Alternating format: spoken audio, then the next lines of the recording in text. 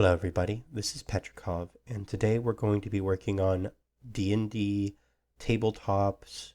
We're going to be looking at a system known as DMhub. This isn't specifically for D&D, but it does facilitate it rather well.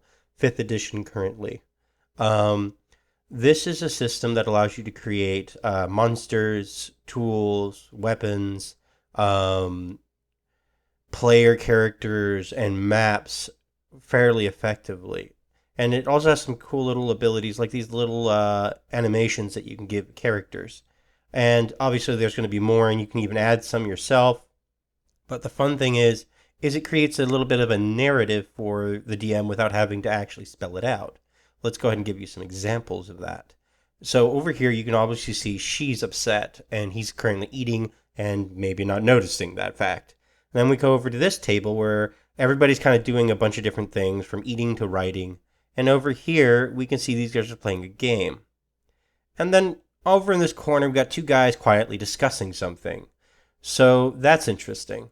And it creates the ability for you to have the game without actually having to explain everything to the player, allow them to have a bit of imagination, or tell them and have a visual as well. Now, this right here, guys, is what makes this really interesting. This is an ability to travel from map to map as a player. It's no longer just getting yeeted about by the DM and you're basically getting forced into map to map. As a player, you now can travel. This is something you have to set up, and I will have a video showing how. But this, in and of itself, creates a new dynamic for online tabletops.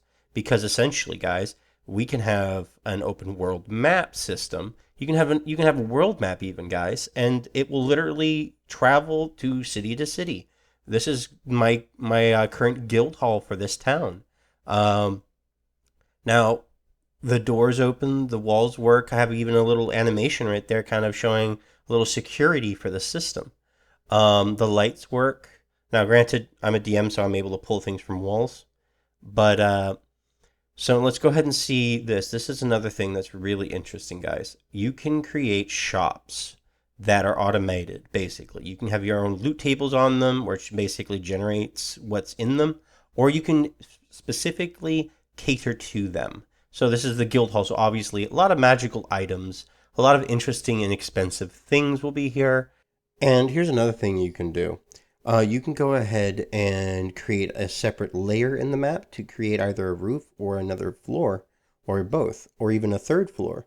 You just don't want to go too crazy with that because it can cause your computer to scream a little bit if there's just too much going on. So I suggest segmenting like I've been doing, but you can still have 3 to 4 floors fairly effectively within a singular map. And another thing you guys got to consider here is that we have essentially a really great opportunity to create an open world for everybody. We got, this is my dungeon that I have right next to the town that's there. And basically, all these creatures are already prepped. All my traps are already here. I'm about halfway done with the first floor and about a quarter of the way done with the second.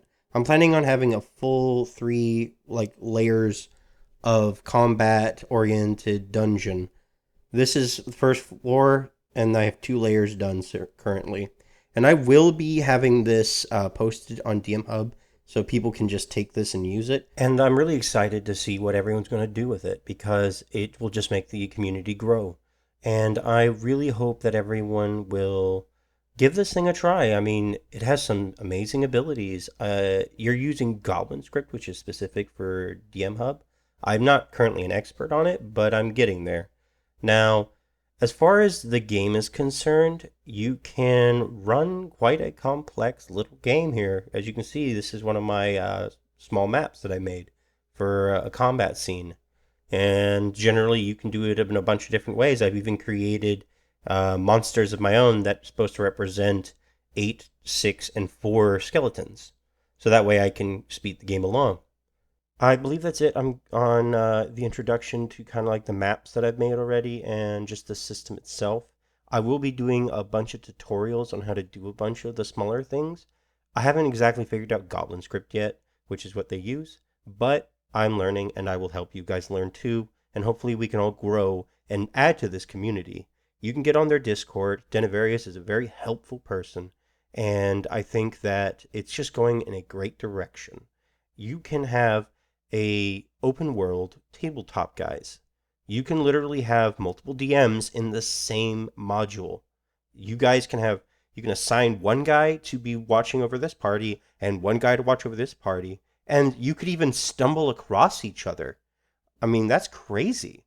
And it will make for a very interesting situation. Now, I haven't exactly tested that yet. I want to see how well that works, but each map does have its own combat counter dies and such. You might see rolls, you'll see some certain things, but otherwise you could have two separate parties, and that's really cool to me. And I will be making more, and you'll be seeing more of me here. And don't worry, everybody. I'm still going to be doing the Rising tutorials once the new update comes. I'll see you guys then.